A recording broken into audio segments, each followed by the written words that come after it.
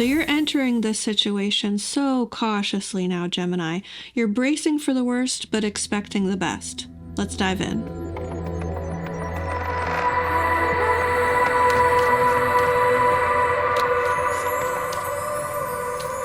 Hey Gemini, welcome back to Distilled Tarot. My name's Shannon. I'll be guiding you through today's reading.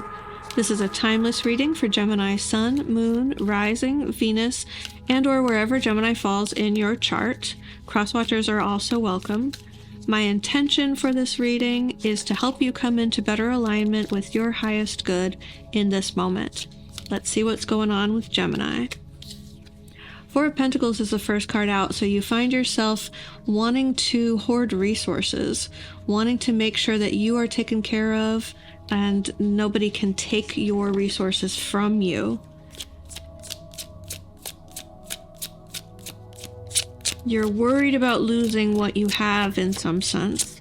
Show me the challenge.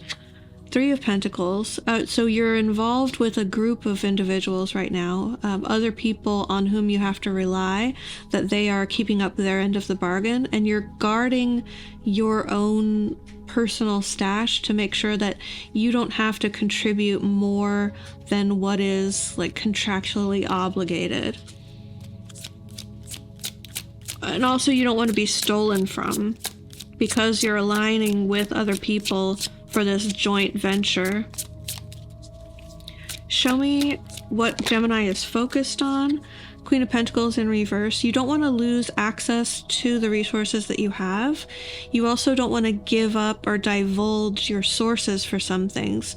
So you might, like, let's say you're forming a company that makes jewelry with other people, and you have a supplier for raw gemstones, and they source high quality merchandise, and it's at a really deep discount, and not everybody knows about it.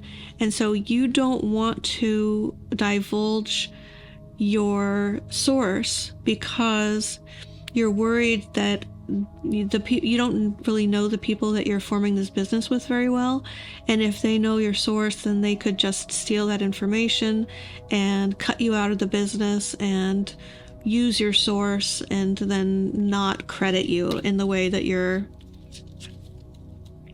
obligated to be, expecting to be. In the recent past, we have a Tower moment, some sort of shocking shakeup.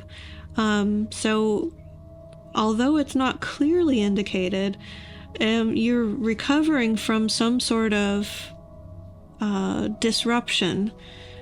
You could have built a business before, and this is referencing some sort of error or mistake that was made in the past that had disastrous consequences, and you're not wanting to relive that. The way that you're kind of holding on to something, some resource or some money very tightly, is informed by the sort of upset or upheaval you experienced in the past. It could have been longer ago than the recent past, because this also feels like just, I know how this is gonna, like, you might be feeling like you know how this is gonna go because you got taken advantage of in the past, so you're being very guarded now in the present sense. The reason this is all happening from Spirit's point of view is to get you into a more selfish state of mind. Knight of Wands in reverse does what they want, regardless of what anyone else around them thinks or desires. The Knight of Wands in reverse isn't even thinking about, not even pausing to consider what other people might want. So the message is very strongly either get in this frame of mind for your own good, or be aware of the people that you're pulling into your life, that you're attracting into your life, who have that energy and are to be avoided.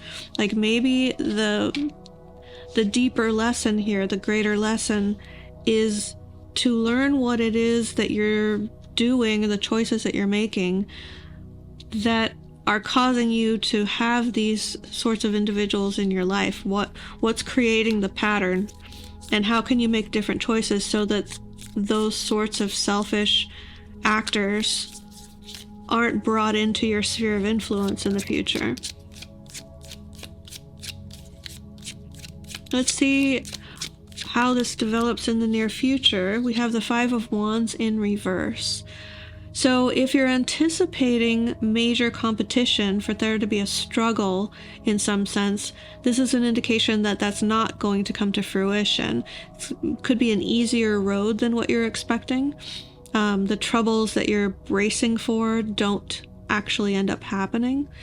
It could also indicate if a competition of sorts is what you need to happen in the future.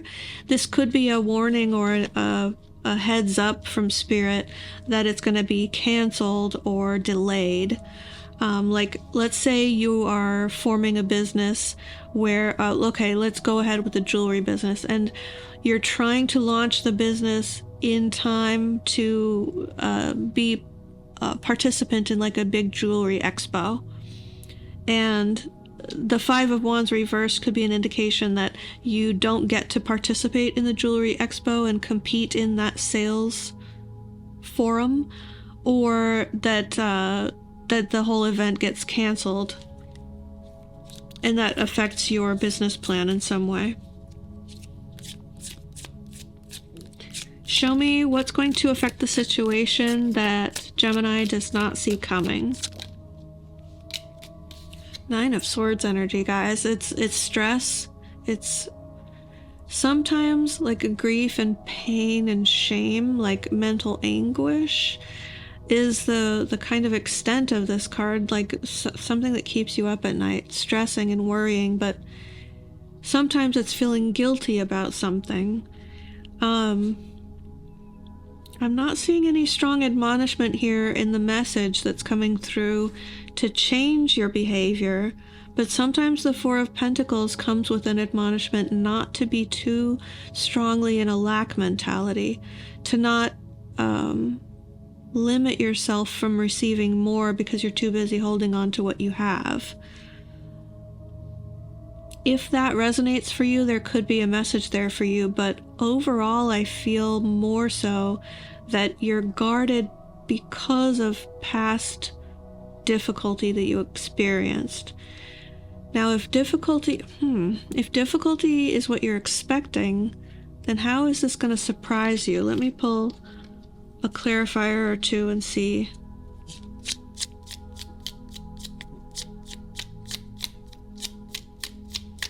How is the energy of stress and worry going to affect Gemini in this situation?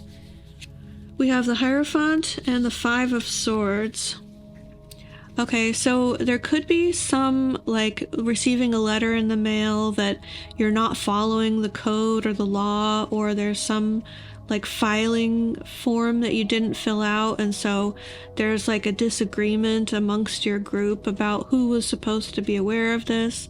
And so, yeah, there's, okay, some unexpected shame, disappointment, stress, worry, feeling just mental discomfort because of this. Like, it's that sort of a vibe of like, we were just about to launch our business, and then the local government sent us a letter saying that we needed to file this form we weren't even aware of, and it's to this government agency we didn't even know existed, but we can't legally operate as a business until we do this. And so it's like that argument that happens amongst everybody of like, now we can't go to the expo. You didn't fill out the form in time? What the hell, bro? It's like, it doesn't feel insurmountable. I feel a bit, after seeing the clarifiers, I feel less concerned. Not that it's not going to be difficult, but it's not like, it's not the end of everything. Your hopes and fears, we have the Three of Swords. You're really anticipating feeling pain. It keeps coming through and I just can't deny it. I mean, if this is your reading, this isn't coming as a surprise to you. I want to make it clear that I am not predicting. If you're not already expecting it, I'm not predicting that you're going to have painful experiences. That's not the way, excuse me, that's not the way this reading is coming out. It's very clearly meant for those of you who are expecting it. It's on your mind, like you expect to be backstabbed, or you expect someone to metaphorically put the dagger in your heart. You expect to be betrayed. And so you're worrying about it.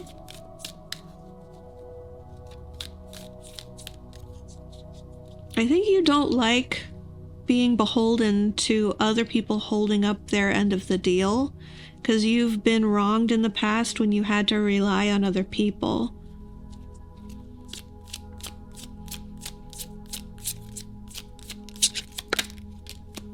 The way this all ends up is being in a position of waiting.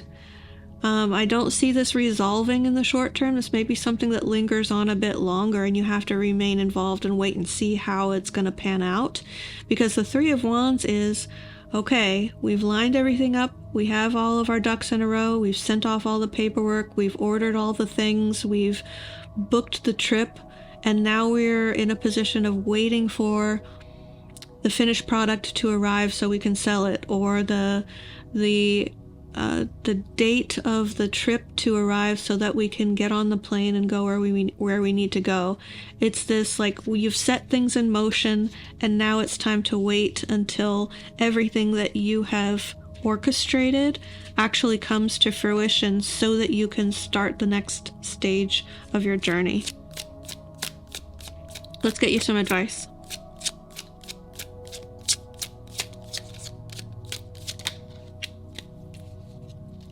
Nine of Pentacles, Ten of Swords. Ten of Swords is in reverse. So, most likely, based on how the reading has come out, this Ten of Swords in reverse is inviting you to let the past stay in the past. There's an outdated, old mentality that you could be holding on to. It's already ended, it's already resolved, but it's lingering, like you're holding on to it longer than you should. That's most likely based on the way the story has come out so far.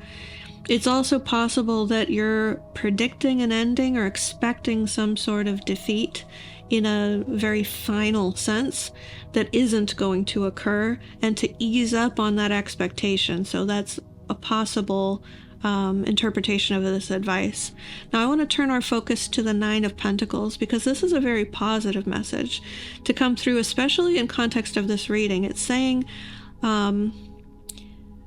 shift your mentality as much as you can from expecting the worst to believing the best.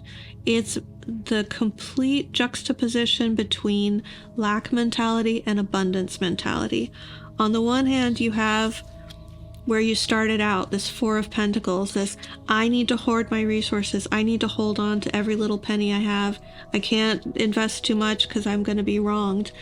Whereas the Nine of Pentacles energy is like, okay, yeah, I believe that this is going to work out for the best, and if it doesn't, that's okay, more is going to come. It's like expecting and believing with a deep certainty that the universe is always going to bring abundance into your life. There's a steady flow of resources.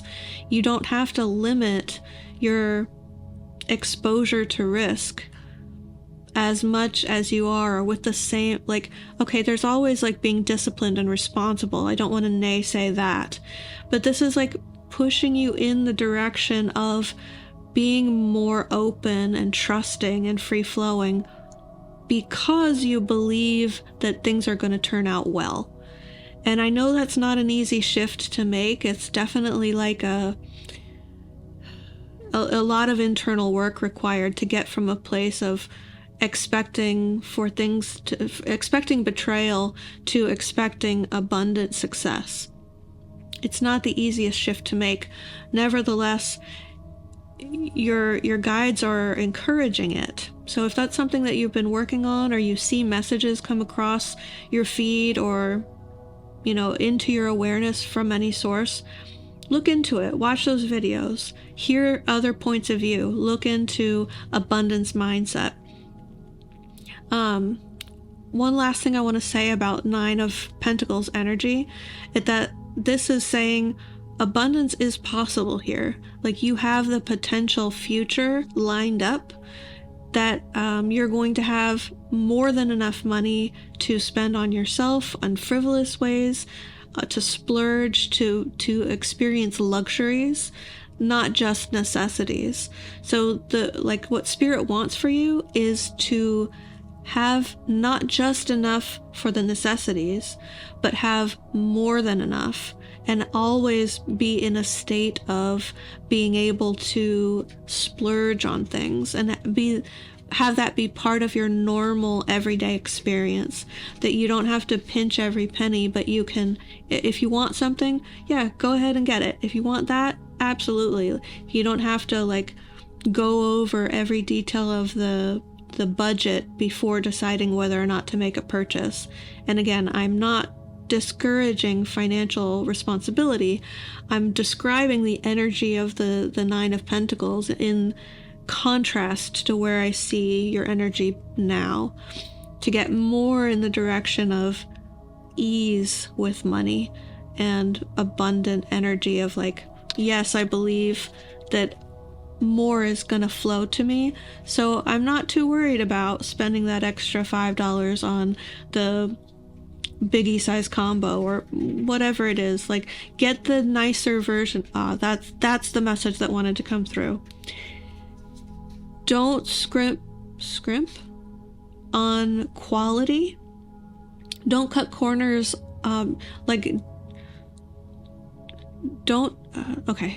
How to say this. The analogy they're giving me is on a house flipping business, where you are advocating for builder level goods, supplies. Get the cheaper flooring, get the cheaper windows, get it doesn't have to be the best of the best.